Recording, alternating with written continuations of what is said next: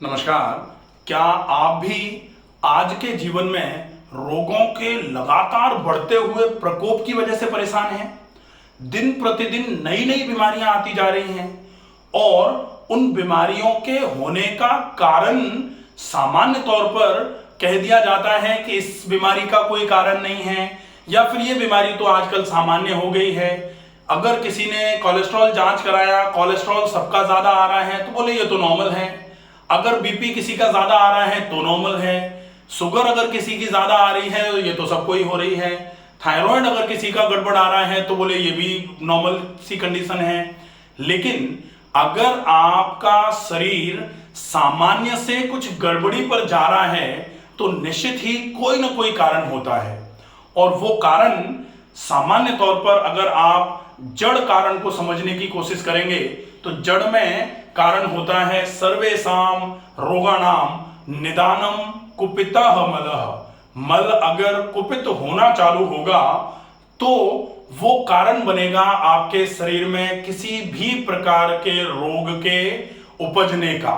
रोग तब उपजेगा जब पहले मल विकृत होना चालू होगा, मल कुपित होना चालू होगा। और मल कुपित होगा कब?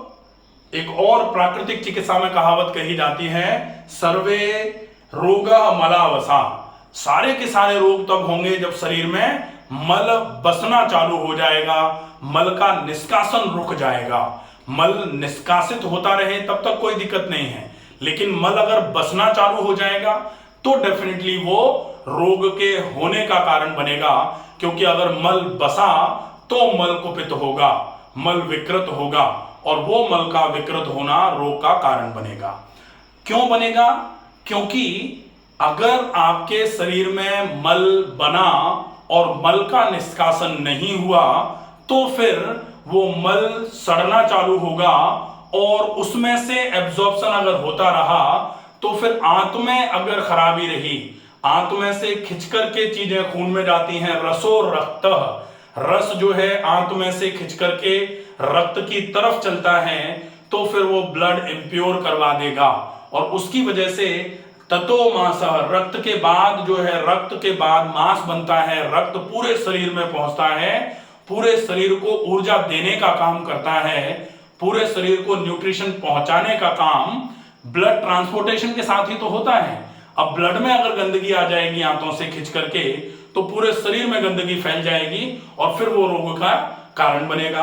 अब ये जो शरीर में मल का वास होना चालू हो रहा है उसका कारण क्या है? अगर शरीर में मल बस रहा है तो उसका सिर्फ एक ही कारण है और वो कारण है हमारी अनियमित दिनचर्या।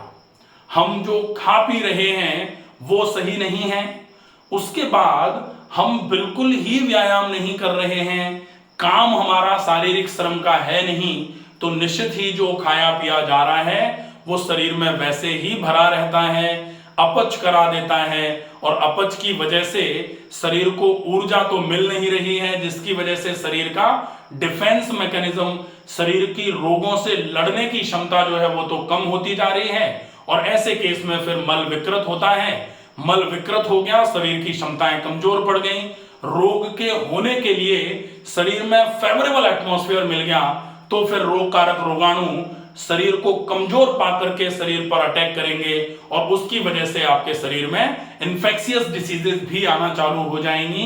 प्लस साथ में सेडेंट्री लाइफस्टाइल की वजह से आपके शरीर के अंग धीरे धीरे करके कम काम करना चालू कर देंगे। तो लीवर ने अगर कम काम करना चालू कर दिया तो फैटी लीवर होना चालू हो जाएगा, कोलेस्ट्रॉल बढ़ना चालू हो जाएगा।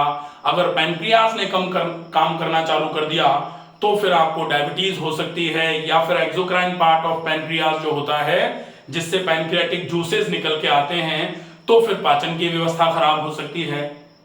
अगर आंतों ने कम काम करना चालू कर दिया तो फिर अवशोषण की व्यवस्था खराब हो जाएगी, एलिमिनेशन की व्यवस्था खराब हो जाएगी। बड़ी आंत ने काम नहीं किया तो कब्ज हो जाएगी, छोटी आंत ने काम नहीं किया तो कमजोरियां आ जाएंगी। अगर आमाशय ने काम नहीं किया तो खाने का पचना ही बंद हो जाएगा। अगर आपके फेफड़ों ने सही तरीके से काम नहीं किया तो शरीर में ऑक्सीजन का संचार कम होना चालू हो जाएगा, जिसकी वजह से पूरा शरीर भारी भारी थका थका लगना चालू हो जाता है। तो ये सारे के सारे अंग अच्छे तरीके से काम करते रहें, इसके लिए बहुत आवश्यक होता है कि आपका शरीर पूरे तरीके से सुचारू रूप से तभी काम करेगा जब आपकी लाइफस्टाइल सेडेंटरी नहीं होगी। सेडेंटरी लाइफस्टाइल से आप अपनी लाइफस्टाइल को एक्टिव मोड पर शिफ्ट कर देंगे, आप बैलेंस डाइट लेना चालू कर देंगे, आप अपने शरीर में जो भी गंदगियां रुक गई हैं उनको सबसे पहले निकालने का काम जब करेंगे, और वो निकालने का तरीका क्या है? वो निकालने का तरीका है डिटॉक्सिफिकेशन।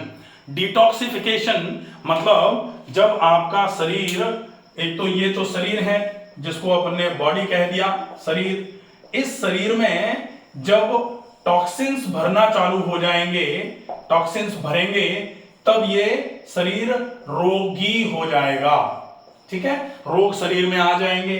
अब आप इन टॉक्सिन्स को शरीर में से पूरा निकाल दो तो फिर टॉक्सिन्स निकलेंगे तो रोग भी निकल जाएगा, फिर से आपको स्वस्थ शरीर मिलेगा। स्वस्थ शरीर कब मिलेगा? जब आप इन टॉक्सिन्स को डिटॉक्स कर दोगे। तो डिटॉक्स कर दिया, डिटॉक्स करने के लिए आपको क्या क्या करना है, और डिटॉक्स करने के बाद शरीर को डिटॉक्स्ड ही रखो। डिटॉक्स्ड रखने का मतलब आप दोबारा शरीर में टॉक्सिन्स जमा मत होने दो, और वो टॉक्सिन्स कब जमा नहीं होंगे? जब आप डिटॉक्स करने के बाद, पहले नंबर पर डिटॉक्स कर दिया, दूसरे नंबर पर आप डाइट का ध्यान रखो, और तीसरे नंबर पर आप सबसे ज्यादा फॉलोअप रखो एक्सरसाइजेस का।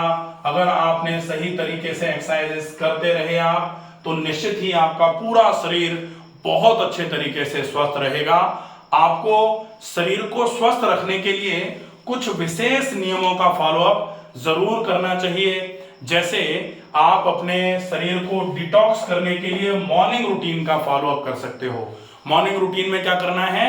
ब्रह्म मुहूर्ते उत्तिष्ठे, ब्रह्म मुहूर्त में जग जाएं, जगते ही खूब सारा पानी पी लें।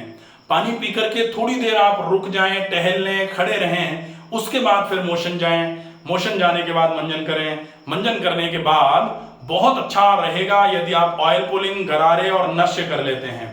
उसके बाद फिर यदि आप थोड़ा व्यायाम करते हैं, और वो व्यायाम कैसा रहेगा? वो व्यायाम है, आप टहल सकते हैं, आप कोई थोड़ी बहुत एक्सरसाइजेस जो बॉडी एक्सरसाइजेस होती हैं वो कर लीजिए, और उसके बाद ब्रीदिंग एक्सरसाइजेस में आप अनुलोम विलोम और डीप ब्रीदिंग कर लीजिए। बहुत ही अच्छा रहेगा। पूरे शरीर में, आपके शरीर सवेरे सवेरे ही पूरे शरीर में आप ऑक्सीजन फैला देंगे, वो आपके लिए बहुत उपयोगी रहेगा। उसके बाद पूरा दिन आपको सिर्फ खाने पर अच्छा फोकस रखना है। आप ज्यादा मात्रा में सलाद खा लीजिए, खूब अच्छी मात्रा में जो भी सीजनल फल आ रहे हैं उनका उपयोग कर लीजिए, ज्यादा से ज्यादा मात्रा में सब्जियों का उपयोग करिए, मिर्च मसाले का उपयोग कम से कम करिए, बहुत मोटे आटे की रोटी खाइए, खाने को बहुत ज्यादा चबा करके खाने का प्रयास कीजिए, और फिर कोशिश करिए कि शाम का खाना जल्दी हो जाए।